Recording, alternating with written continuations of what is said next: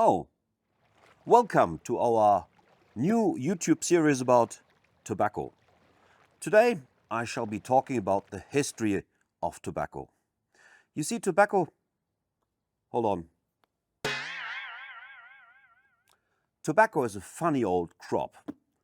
It is a member of the botanical family of the nightshades, and as such, it is a close relative to, for example, the potato, or also tomato. Also, another one is this beautiful bell pepper. And last but not least, we have this beautiful eggplant.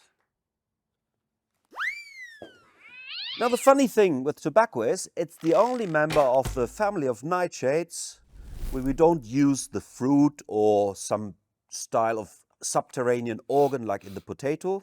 No, it is the only nightshade where we utilize the leaf. So in a way, tobacco is a salad that we set fire to. Scientists are still fighting over where exactly tobacco originated from.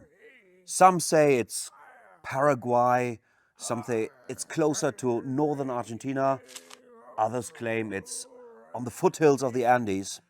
But fact is that the natives have been using tobacco for thousands of years in a smoking form, as a chewing form, with pipes. It has been used recreationally, it has been used for ritual purposes, and it has been traded, it has been given as a gift. And over many, many years, it spread all over the Americas. And it also went to the Caribbean.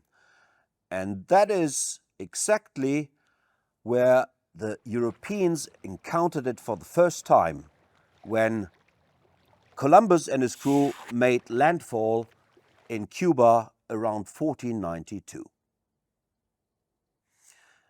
Initially, tobacco got imported back to Europe more like a botanical curiosity. But in a twist of irony, shortly afterwards, it was actually considered a medical plant. And the list of ailments that the ground tobacco leaf allegedly would heal was a long one. Nevertheless, the actual habit of smoking was also brought back to Europe, mostly by some of the expedition mates of Columbus. Take the example of poor old Rodrigo de Jerez.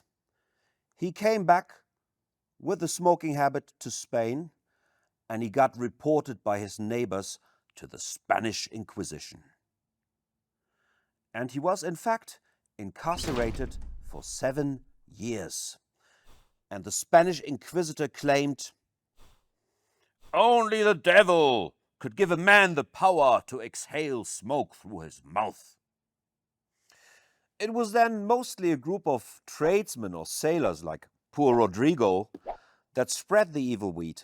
But what was required was some upper class patronage to turn this into an actual fashion. About the year 1561, the French ambassador to Lisbon, named Jean Nicot, incidentally the guy after whom the tobacco species Nicotiana tabacum, or the active ingredient nicotine, was named. Anyway, this Monsieur Nicot came to the French court where ground tobacco leaves in the form of snuff allegedly helped the Queen Mother, Caterina di Medici, to cure her migraine. A bit later, in the year 1584, on the other side of the Channel, Sir Walter Raleigh introduced the habit of pipe smoking to England. It was a new sight. Allegedly, the first time his servant saw him smoking a pipe, he poured a bucket of water over Sir Walter Raleigh because he thought his master was on fire. Eventually, people got more used to it, but Walter Raleigh was in love with his pipe smoking, And apparently, he even took his pipe along to his own execution in the Tower of London in 1618. By the late 16th century, tobacco had found its way to as far-flung corners as Africa, India, Indonesia, China, and even Japan. To be fair,